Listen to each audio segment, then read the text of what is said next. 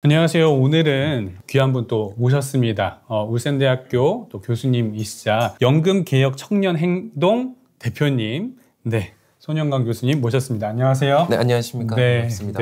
저는 국민연금이라는 제도를 처음 학교에서 배웠을 때만 하더라도 그때부터도 사실은 이거는 말이 안 되는 제도인데 라고 생각을 했었어요. 보통 저축이라고 이제 생각을 하는 개념으로 생각하면 내가 저축한 돈에서 조금의 이자만 더 붙여가지고 내가 그걸로 내 노후를 준비하는 게 당연한 건데 그거를 일단 국가에서 통제하겠다라는 것도 약간 납득이 안 됐고 국가에서 통제를 하는데 내가 낸 것보다 훨씬 더 많이 불려서 주겠다? 왜? 라는 것도 사실은 이해가 안 되는데 그런데 불려서 주면 뭐 땡큐이긴 한데 그거를 무슨 수로 그렇게 거의 4배 이상 되는 돈을 할 수가 있느냐. 무슨 뭐 도깨비 방망이가 있는 것도 아닌데 처음 태생부터가 좀 구조적인 어떤 문제가 있다. 거기에 대해서도 조금 설명이 필요할 것 같습니다. 저는 국민연금 구조에 대한 설명만 해도 사실 모든 국민들이나 청년들이 다 공감하게 될 거라고 생각합니다. 그래서 그 국민연금 구조를 좀 말씀드리고 싶은데요. 우리가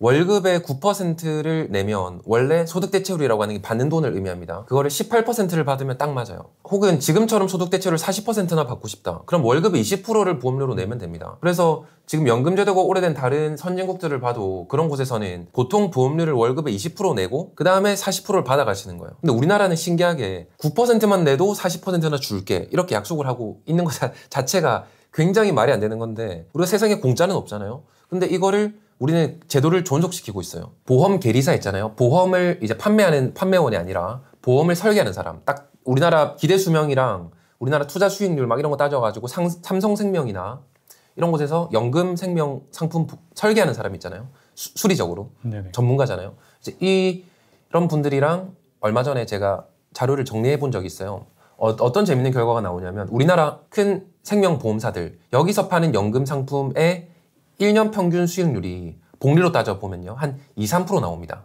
이자율이랑 크게 차이가 안 나요. 근데 사실 상식적인 거예요. 그것보다 더 많이 주고 싶어도 줄 수가 없어요. 그 돈을 받아가지고 국민들이 내는 가입자들이 내는 돈을 받아가지고 굴려서 주는데 막 엄청나게 많이 줄 수가 없거든요. 현실적으로.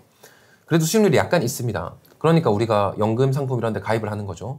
그런데 우리나라 국민연금 제도를 그런 산식을 넣어가지고 전문가분이랑 함께 계산해 보니까 얼마가 나오냐면 복리 수익률이 15%에서 20%가 나와요. 그런데 주식 투자를 해보신 분도 알겠지만 거대 기금을 운영하면서 수익률이 1년 수익률이 평균적으로 15% 20%를 낼 수 있냐. 복리로. 복리 20% 대단한 겁니다. 10년 쌓이면 돈이 막 몇십 배로 불어나요. 근데 이거 우리 40년 동안 붓는다는 거잖아요. 1억 넣으면 한 400억 줄게.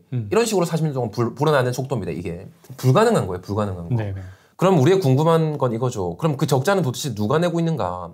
이제 이런 질문을 할 수밖에 없는데 어쨌거나 나중에 누군가 내주겠지. 미래가 나중에 내주겠지라는 생각이에요. 많은 사람들이 생각하고 또 반론을 제기하는 게 이런 질문을 하는 경우가 있습니다. 아니 지금 국민연금 기금이 1200조 원이나 쌓여있는데 무슨 얘기냐. 자료를 보여드리면 연금 우리나라 시작된 게 본격적으로 1998년도에 시작됐어요. 아직 30년도 안 됐죠. 그런데 연금의 특징은 이겁니다. 한 30년 정도 동안은 내는 사람들밖에 없어요. 그래서 처음에는 이렇게 연금이 쌓일 수밖에 없습니다. 우리가 구분하자면 이걸 연금 1기라고 할 수 있어요. 그런데 이게 연금 2기, 안정기에 접어들면 약속된 돈을 받아가는 사람도 있고 내는 젊은 세대도 있고 하니까 이게 기금이 어느 정도 일정하게 유지가 돼야 됩니다. 이게 정상적인 구조예요. 그런데 문제는 우리나라는 사람들이 약속된 돈을 받아가기 시작하면 낸 돈에 비해서 너무 많은 돈을 받아가기로 약속돼 있다 보니까 순식간에 고꾸라지기 시작해요. 겨우 14년 만에, 그러니까 2041년도에 피크를 찍고 14년 만에 이 몇천조 원이 다 털어먹게 돼 있습니다. 그리고 그게 다 털어먹게 되면 어떻게 되냐. 그래도 연금 가입하던 사람이 있고 약속된 돈이 있잖아요. 그 약속된 돈을 주려고 하면 바로 보험료율을 고갈된 이후에는 폭증시킬 수밖에 없어요. 그래서 이제 보여드리는 그래프가 2055년에 고갈로 예상되는데 이때 30년 후에요. 지금의 청소년들과 그리고 지금 태어나지 않은 아이들, 지금 올해 태어나고 있는 아이들, 이 친구들이 제대로 그냥 타격을 받게 되는 거예요. 월급의 30%를 보험료로 내도록 거의 이거는 계산이 돼 있어요. 이거는 거의 정확합니다. 왜냐하면 30년 후에 일할 세대 숫자가 현재 태어난 숫자 딱 정해져 있기 때문에 30년 후가 대충 예상이 정확하게 돼요. 출산율이랑 관계없습니다. 근데 그 이후부터는 출산율에 관계가 돼요. 출산율 1.1을 가정했을 때 보험료율이 35%까지 오르는 게 예상되고 있어요. 그런데 출산율이 만약에 1.2가 아니라 지금처럼 0.7, 0.8이다. 그러면 한 사람당 월급의 40% 넘게 내야 됩니다.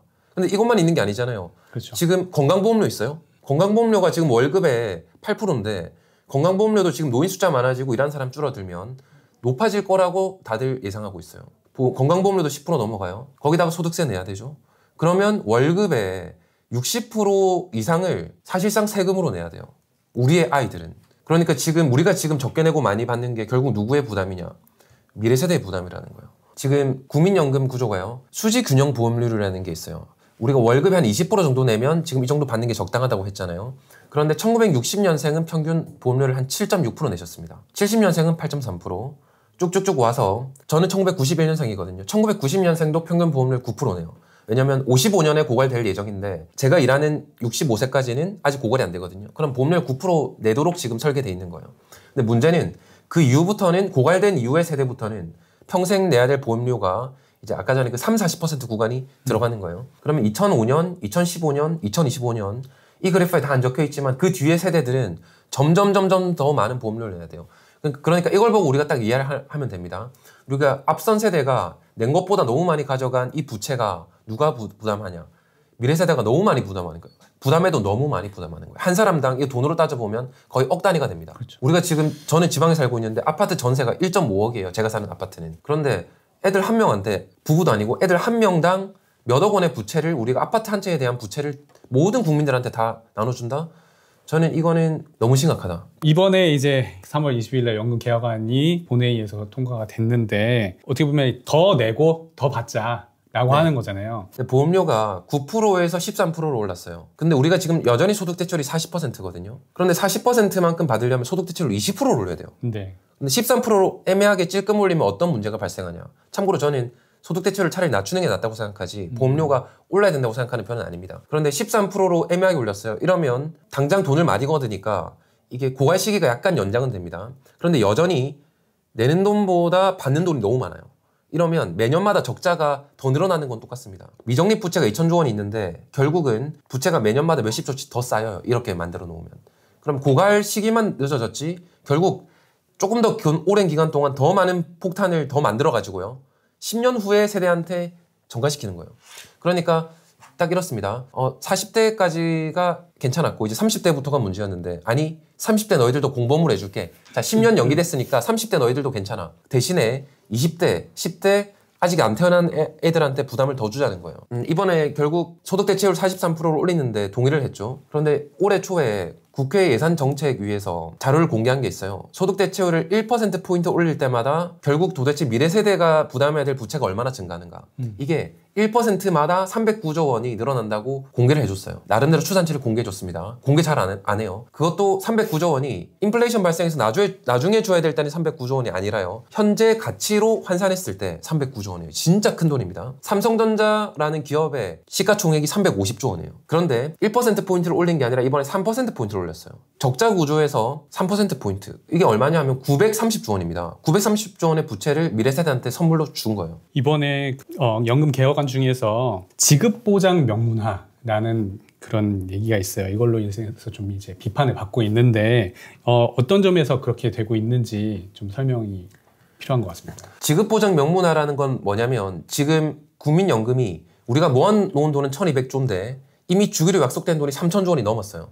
대략 미적립 부채라고 말하는데 이게 2000조 원 가량 됩니다. 이 말도 안 되게 큰 돈이죠. 아까 제가 삼성전자 시가총액이 350조 원이라고 말했는데 우리나라 코스피에 상장된 모든 기업의 시가총액 싹 다 합쳐야 2000조 원이 될까 말 거예요. 그러니까 우리나라 기업을 다 갖다 팔아치워도 해결하지 못할 정도로 큰 부채가 지금 국민연금 부채입니다. 지급보장 명문화라는 거는 뭐 어떻게 막장 운영하든지 말든지 나라 세금으로 다 퍼줄게라는 사실 그런 무책임한 주장 중에 하나예요. 그런데 제가 이거에 대한 문제가 뭔지를 한 3가지 정도로 설명드리겠습니다.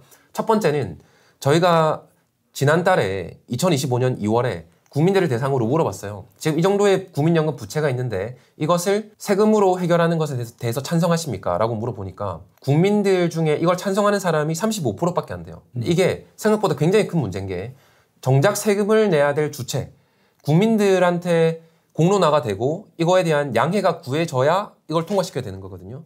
근데 몇 천조 원의 세금을 내야 될 국민들이 겨우 35%밖에 찬성을 안 하는데 이거를 협의 없이 통과시켰다? 문제가 있는 거예요, 첫 번째. 그리고 두 번째는 국민연금 제도에 대해서 이거를 세금으로 보전하겠다고 하는 거는 이거는 모든 국민들을 위한 게 아니라 국민연금 가입자만을 위한 정책이에요. 왜냐면 지금 국민연금의 부채가 왜 생겼냐? 국민연금 가입자들한테 낸 것보다 너무 많이 주니까 생긴 문제예요. 그럼 이 부채를 지금 나라가 다 메워주겠다는 건데 그럼 이 혜택을 보는 사람은 국민연금을 가입한 사람만 혜택을 보는 거지 가입 안 하신 분들은 혜택을 못 봐요. 이분들이 1년 가입했을 때 받는 현금이 사실상 얼마냐? 내가 정상적으로 이 연금을 넣어가지고 수익률을 굴려서 얻을 수 있는 돈이 있잖아요. 그 돈이 아니라 그걸 초과해서 추가로 받는 돈이 얼마냐고 하면 현재 가치로 거의 일괄적으로 거의 400만 원을 다 받고 계세요. 그러니까 1년 가입하면 미래세대 돈 400만 원을 내가 받는 거예요. 근데 40년 가입하신 분들은 1억 6천만 원을 받으신 거예요. 자, 그러면 명확한 거죠. 국민연금을 오래 가입한 사람이 이 혜택을 다 받게 되는 거예요. 국고 투입을 하면. 그런데 이 국민연금을 오래 가입하신 분들이 누구냐?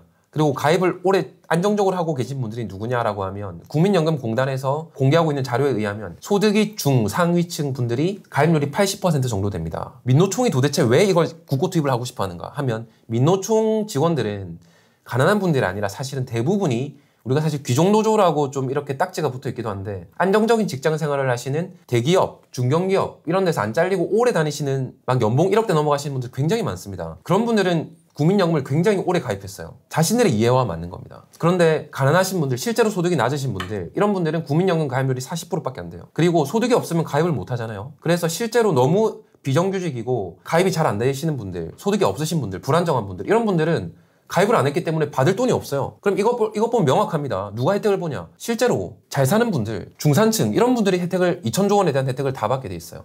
우리가 세금을 걷어서 가난한 사람을 돕자고 하면 전 이해가 갑니다. 그런데 세금을 2천조 원이나 걷어가지고 이거를 부자들 위해서 다 주자? 이거는 빈익빈 부익부 정책이죠. 마지막 세 번째 문제인데요. 국민연금을 국고로 다 퍼주자고 하는데 국민연금 제도에는 많은 사람들이 모르는 임의가입 제도라는 제도가 있어요. 뭐냐면 예를 들어서 저희 집도 제가 일하고 있고 저희 아내는 일을 안 하고 있습니다. 저 혼자서 돈을 벌고 있어요. 그런데 가정주부는 국민연금 의무가입할 필요가 없게 돼 있어요. 그리고 대학생들도 아직 학업 중이잖아요. 의무가입할 필요가 없습니다. 그렇죠. 그런데 임의가입 제도라고 해서 굉장히 조금의 연금을 넣고 가입할 수 있는 제도가 있어요. 이거는 아는 사람만 아는 제도인데 한 100만 명 정도가 우리나라 가입해 있습니다.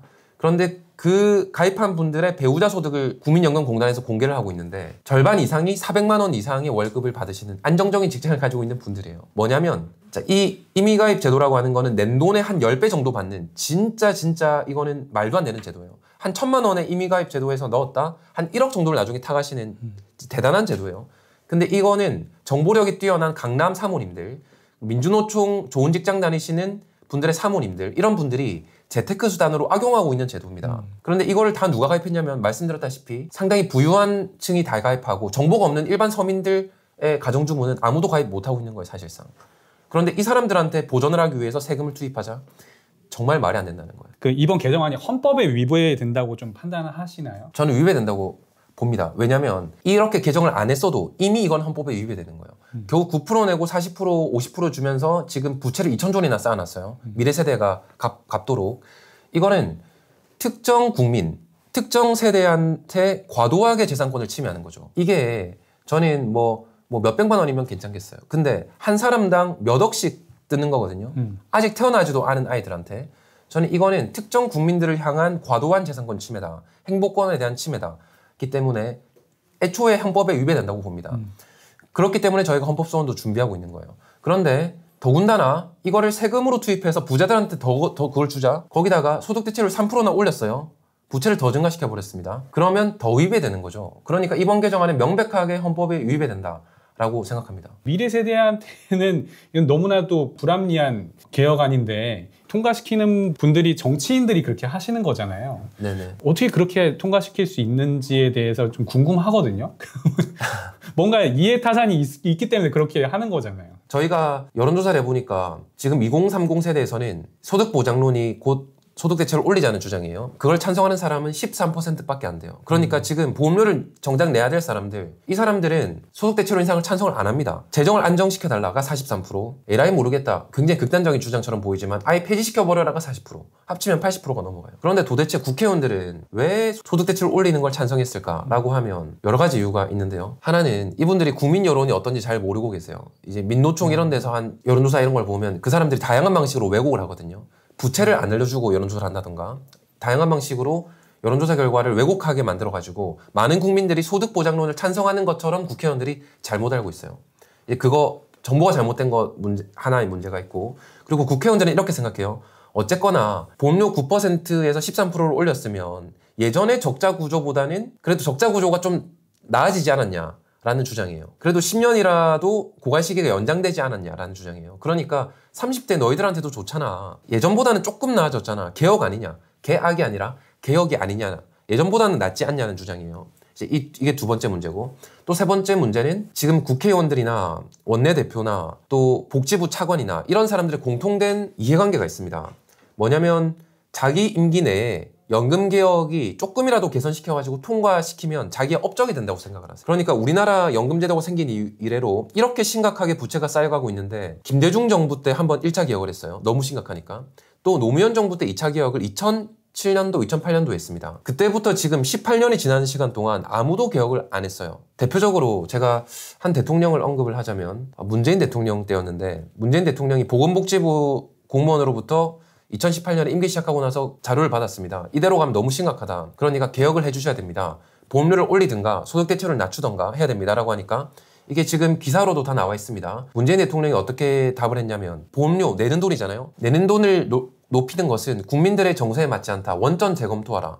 라고 하고 그거를 빠꾸시키고 5년 임기 내내 건들지 않았어요. 그러니까 보험료를 올리는 선택을 하면 부담이 커지잖아요. 어쨌거나 지지율이 떨어질 거라고 생각하는 거예요. 국회의원들이. 그러니까 이거를 18년 동안 아무도 어쨌거나 손을 안 댔는데, 권성동 국민의힘 원내대표, 내가 원내대표로 있을 때 이걸 어쨌거나 통과를 시키면 18년 만에 연금개혁을 통과시킨 원내대표라는 타이틀을 얻는 거예요. 그리고 이재명 지금 민주당 당대표도 그렇습니다. 나는 한다면 하는 정치인이다.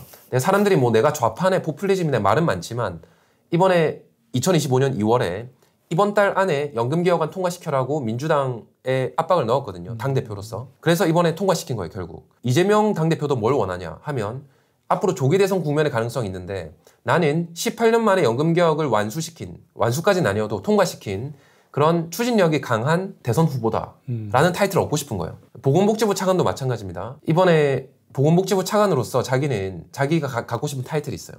자기 임기 내에 연금개혁을 조금이라도 통과시킨 그런 장본인이 되고 싶은 거예요. 전부 다 지금. 그러니까 이게 미래세대 생각은 잘 안 하고 얼렁뚱땅 다 넘겨버린 거예요. 네, 이번 개정안이 통과되기까지 어떤 세력의 영향력이 가장 컸다라고 생각하시나요? 지금 국회도 그렇고요. 가장 많이 영향을 사실 국민연금 관련해서 밀어넣고 있는 단체가 어디냐면 민주노총이 있습니다. 민노총이 있어요. 저는 지금 어느 정도의 기간 동안 연금을 공부해오고 안에서 내부적으로 사실 좀 싸우고 있잖아요. 그래서 국회의원들도 만나보고 전문가들도 만나보고 설득하고 제발 이렇게 좀 개혁해 주세요라고 막 빌고 다니는 사람 중에 한 명입니다. 제가 지난 1년 동안. 그런데 그러다 보니까 이 안에 구조를 좀 파악을 하고 있어요. 이번에 보시면 진짜 놀랍게도 소득 대체율을 43%를 올렸는데, 이번에 조국혁신당이랑 민주당에서도 반대를 표를 던진 사람이 있습니다. 그리고 이게 통과되고 나니까 민노총에서 막 시위하고 나섰어요. 반대하고. 이 사람들이 왜 반대인 줄 아세요? 너무 적다. 50%를 올려야 되는데 43%밖에 안 올렸다고 이분들이 열받아가지고 이번에 반대 성명 내고 난리를 쳤어요. 지금 노인들이 가난하다라는 이름으로 포퓰리즘이기도 하고 또 자기들의 노소득을 위해서기도 하고 이거를 더 많이 퍼줘야 된다고 주장하는 세력이 있어요. 명백합니다. 민주노총, 참여연대, 그리고 공무원 노조들이랑 해서 다 같이 몇백 개의 그 진보단체가 만들어 놓은 연금 강화 국민행동이라는 단체가 있거든요. 공적 연금 강화 국민행동. 보통 언론사는 이거를 연금행동이라고 부릅니다. 이 단체들에 있는 전문가들, 교수님들, 이 사람들이 무조건 소득 대체를 올려야 된다라고 어마어마하게 정치적인 푸시를 하고 있어요. 압박을 가하고 있습니다. 이 사람들이 첫 번째 그런 세력이고요. 그리고 특히 야당의 민주당, 조국혁신당, 또 이런 야당의 의원들이 또 거기에 같이 동조를 해주고 있어요. 그런데 저는 개인적으로 야당을 지지하는 국민들도 그렇고요. 실제로 만나보면 야당의 국회의원들조차 이 국민연금 구조를 잘 몰라요. 그냥 민노총의 전문가 교수님들이라는 사람들이 막 여러 가지 데이터를 나름대로 가지고 옵니다. 해서 소득 대책을 올려야 돼요라고 주장을 하니까 국회의원들이 뭘 알겠어요. 할 게 너무 많은데 그냥 맞겠지 하고 다 그 말 따라 그냥 가는 거예요. 지금 180석을 가지고 있는 야당 국회의원들이 아무 생각 없이 그냥 민노총이 가자고 하니까 같이 가는 거예요. 그리고 저는 민주당을 지지하는 많은 국민들도 절대 그걸 지지하지 않을 거라고 생각해요. 근데 모르는 거죠. 그냥 민주당을 지지했는데 민주당 국회의원들이 그렇게 가버리고 있는 거죠. 자기도 모르는 사이에. 근데 그런 사람들이 지금 이걸 밀어붙이고 있는 사람들입니다. 네. 이 단체를 만들게 된 배경이나 어떤 계기가 있으셨다면 좀 설명해 주실 수 있을까요? 제가 아는 분들 중에 보건복지부의 공무원 분들이 계세요. 그런데 그분들이 거의 공통적으로 하는 얘기가 30대 한 중후반에 계신 분들이에요. 한번 연금 관련된 주제를 내가 담당한 적이 있었는데 이거 너무 심각하다 문제가. 너무 심각한데 우리는 공무원이기 때문에 말을 할 수가 없다. 근데 이거를 민간에서 누군가 목소리를 안 내니까 지금 이게 너무 극단적으로 치닫고 있는데 미래 세대를 위해서 뭔가 해야 될 것 같다라는 얘기를 제가 들은 적이 있었습니다. 몇 번. 그런 얘기를 들었다가 어쩌다가 작년에 2024년에 크리스천 청년들이랑 같이 우리가 스터디를 좀 해봤어요. 깊게 파보기 시작한 거예요. 근데 파봤는데 파보면 파볼수록 이게 우리가 피상적으로 뉴스에 나오는 것 이상으로 굉장히 심각한 거예요. 진짜로. 근데 농담이 아닌 거예요. 이게 누군가는 겁준다고 하는데 겁주는 게 아니라 실제로 우리들의 자녀들 있잖아요. 사실 저희들은 아직 그 데미지를 대놓고 받지는 않습니다.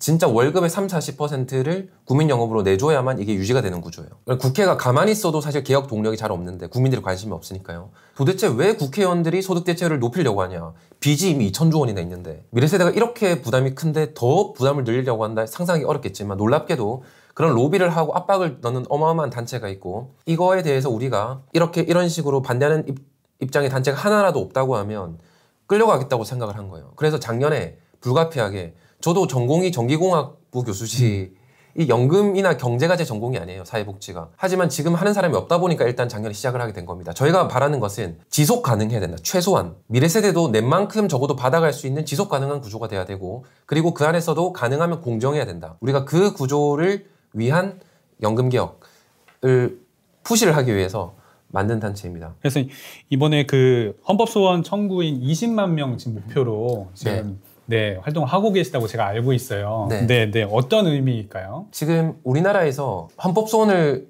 하는 청구인들 있잖아요. 이게 가장 많았던 게 역대 20만 명 정도가 청원을 했던 게 있어요. 그런데 저희가 이번에 20만 명 이상을 모아서 이게 헌법소원을 걸려고 하는 거예요. 재산권 침해가 너무 과도하다. 그리고 왜 부자들한테 더 지원을 해주냐. 이런 것들로 헌법소원을 걸려고 하는데 우리가 이번에 헌법소원을 걸려고 하는 데에는 실제로 20만 명이 꼭 모여야 됩니다. 왜냐하면 이게 이슈를 키우고 국민한테 알리는 게 가장 중요하다고 봐요.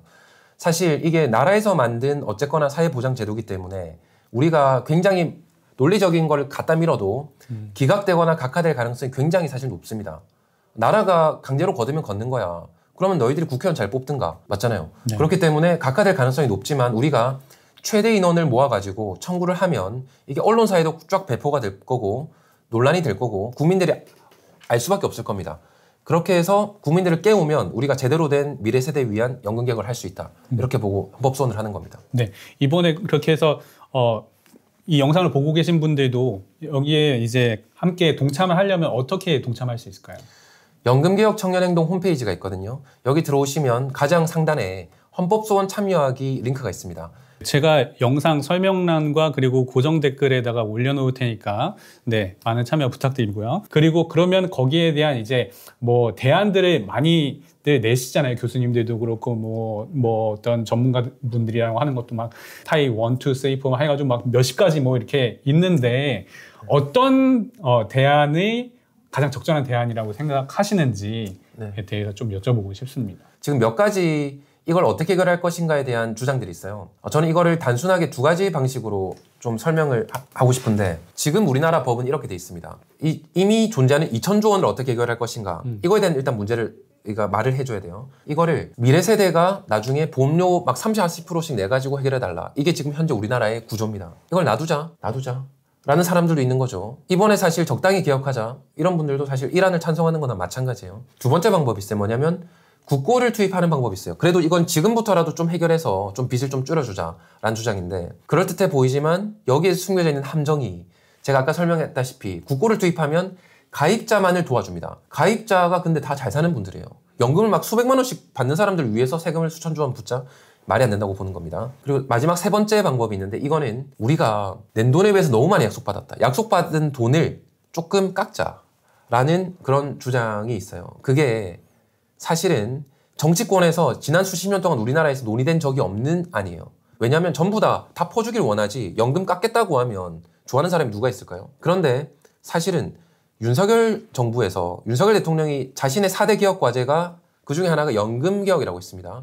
작년에 정부안이라고 해서는 자동 조정 장치라는 걸 들고 나왔어요.